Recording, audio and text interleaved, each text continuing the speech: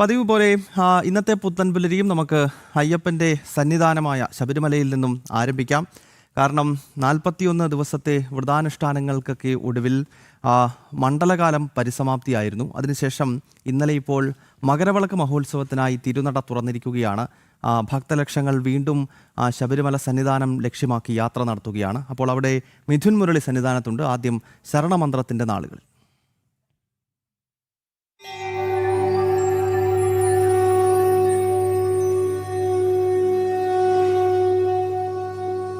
ശരണപാതയിൽ powered by The Advanced Center for Cosmetic Dermatology and Plastic Surgery, Bharat Hospital Initiative.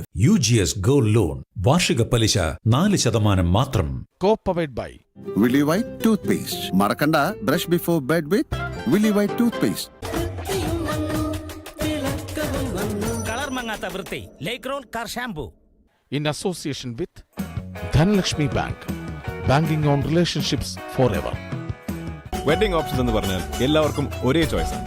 നമ്മുടെ സ്വയംവര silks. KSF-യുടെ പുതിയ harmony ചുറ്റിയുണ്ട്. ഉടനെ നീ അതിൽ ചേരണം. KSF, ഈ നാടിന്റെ ധൈര്യം. സന്ധ്യാനാമം മുതൽ വേദമന്ത്രങ്ങൾ വരെ അടങ്ങിയ ഉദയഭാരതം കലണ്ടർ ആവട്ടെ ഇനി നമ്മുടെ വീട്ടിൽ. മാസം 14 ഈ വർഷം മകരവിളക്ക്. അയ്യപ്പൻ്റെ മൂലസ്ഥാനമായ പൊന്നമ്പലമേട്ടിലെ ദീപാരാധന കണ്ടുതൊഴാൻ ഭക്തലക്ഷങ്ങൾ ശബരിമലയിലേക്ക് ആ ദിനങ്ങളിൽ എത്തും. 12-ാം തീയതി പന്തളത്ത് നിന്നും തിരുവാഭരണ ഘോഷയാത്ര പുറപ്പെടും. ഒപ്പം എരുമേലിയിൽ പേട്ടതുള്ളലുണ്ട്. അങ്ങനെ ശബരിമല ക്ഷേത്രത്തിൻ്റെ ഐതിഹ്യവുമായി ബന്ധപ്പെട്ടുള്ള വളരെ പ്രധാനപ്പെട്ട ചടങ്ങുകൾ തുടങ്ങുവാൻ ഇനിയും ഏതാനും ആഴ്ചകൾ മാത്രമേ ശേഷിക്കുന്നുള്ളൂ. അങ്ങനെ മകരവിളക്ക് മഹോത്സവത്തിനായി തിരുനട ഇന്നലെ തുറന്നിരിക്കുന്നു.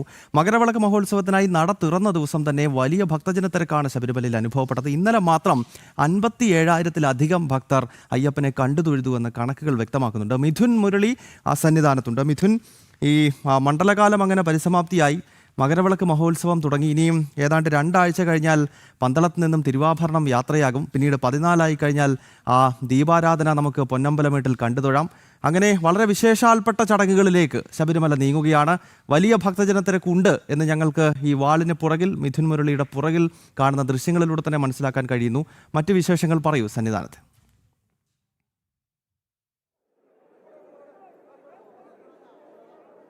ഗൗതം, നിലയ്ക്കാത്ത ഭക്തജന പ്രവാഹമാണ്. മണ്ഡലകാലത്ത് കണ്ടതിന് സമാനമായ കാഴ്ച തന്നെയാണ് മകരവിളക്ക് തീർത്ഥാടന കാലത്തും ഉള്ളത്.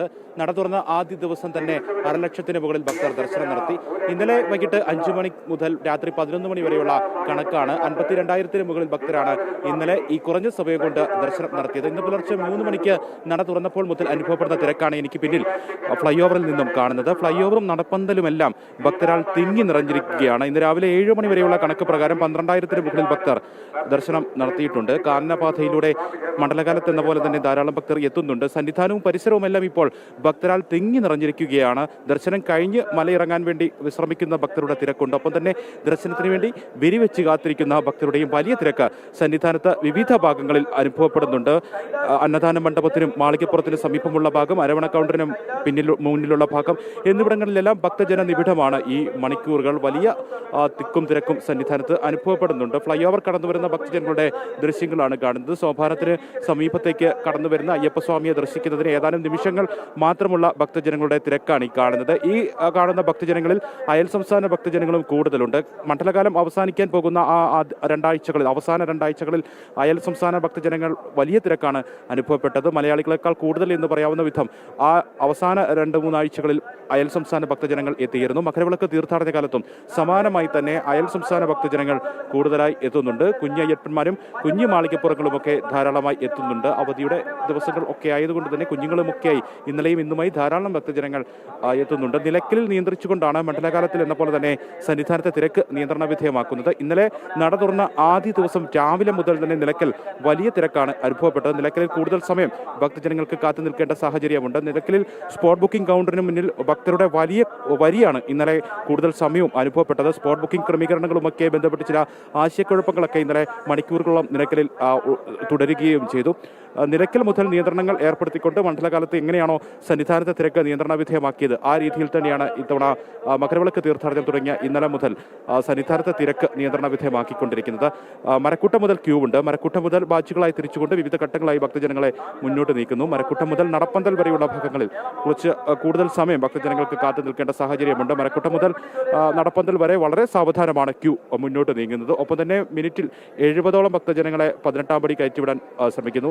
ഏകദേശം 3000-നടുത്താണ് ശരാശരി മണിക്കൂറിൽ ഭക്തജനങ്ങൾ 18-ാം പടി കയറിക്കൊണ്ടിരിക്കുന്നത്. 18-ാം പടി കയറി ഫ്ലൈ ഓവറിലേക്ക് എത്തിയാലും നമ്മളിപ്പോൾ ദൃശ്യങ്ങളിൽ കാണുന്നത് പോലെ തന്നെ വളരെ സാവധാനം ക്യൂ മുന്നോട്ട് നീങ്ങുന്നു. ഇന്ന് രാവിലെ മുതലാണ് പതിവ് പൂജകൾ ആരംഭിച്ചത്. ഇന്ന് രാവിലെ 3 മണിക്ക് നട തുറന്ന് നിർമ്മാല്യ ദർശനം, ഗണപതി ഹോമം, നെയ്യഭിഷേകം ഉൾപ്പെടെയുള്ള ചടങ്ങുകൾ ആരംഭിച്ചു. ഇനി 7:30 കൂടി ഉഷപൂജ. ഉച്ചയ്ക്ക് ഉച്ചപൂജ പൂർത്തിയാക്കി 1 മണിയോട് കൂടി നടയടയ്ക്കും. 3 മണിക്ക് നട തുറക്കും.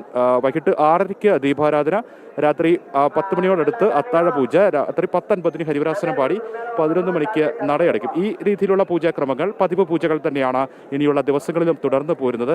ഇനി ജനുവരി 12-ാം തീയതി പന്തളത്തിൽ നിന്നും ഗൗതം സൂചിപ്പിച്ചതുപോലെ തന്നെ തിരുവാഭരണ ഘോഷയാത്രയെ വരവേൽക്കുന്നതിന് വേണ്ടി പന്തളം മുതൽ സന്നിധാനം വരെയുള്ള തിരുവാഭരണ പാതകൾ ഒരുങ്ങുകയാണ്. അയ്യന്റെ തിരുവാഭരണം ദർശിക്കുന്നതിനും തിരുവാഭരണ ഘോഷയാത്രയെ വരവേൽക്കുന്നതിനുമൊക്കെയുള്ള ഭക്തരുടെ ഒരു വർഷത്തിന്റെ കാത്തിരിപ്പിന്റെ ആ പൂർണ്ണതയാണ് ഇനിയുള്ള ജനുവരി 12 മുതൽ അടുത്ത 2 ആഴ്ചയ്ക്ക് ശേഷമുള്ള ദിവസങ്ങൾ എന്നുള്ളതാണ്.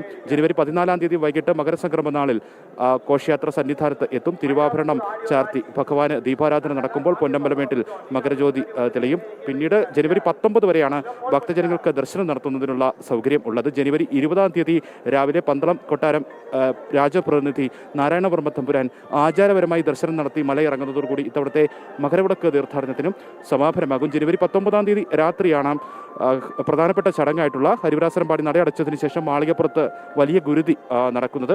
നെയ്യഭിഷേകം ജനുവരി 18-ാം തീയതി വരെ ഭക്തർക്ക് നടത്തുകയും ചെയ്യാം. എന്തായാലും തിരക്കിന്റെ മണിക്കൂറുകൾക്ക് മാറ്റമില്ല. ഭക്തജന പ്രവാഹം സന്നിധാനത്തേക്ക് ഒഴുകിയെത്തുകയാണ്. നിലയ്ക്കാത്ത ഭക്തജന പ്രവാഹം മണ്ഡലകാലത്ത് നമ്മൾ കണ്ടതുപോലെ തന്നെ എല്ലാ മണിക്കൂറിലും അനുഭവപ്പെടുന്ന ആ ഒരു ഭക്തജന പ്രവാഹം ഇത്തവണയും മകരവിളക്ക് തീർത്ഥാടന കാലത്തും 2 ദിവസം നടയടച്ചതിന് ശേഷം സന്നിധാനം ഭക്തജനങ്ങളാൽ ശരണമന്ത്രം മുഖരിതമാകുമ്പോഴും ആ കാഴ്ചകൾക്ക് മാറ്റമില്ല എന്നുള്ളതാണ്. കാനനപാതകളിലൂടെയും ഇന്നലെ മുതൽ നട തുറന്ന ആദ്യ ദിവസം മുതൽ തന്നെ കാനനപാതകളിലൂടെയും വലിയ തിരക്ക് ഭക്തജനങ്ങൾ കൂടുതലായി എത്തുന്നുണ്ട്. ഗൗതം.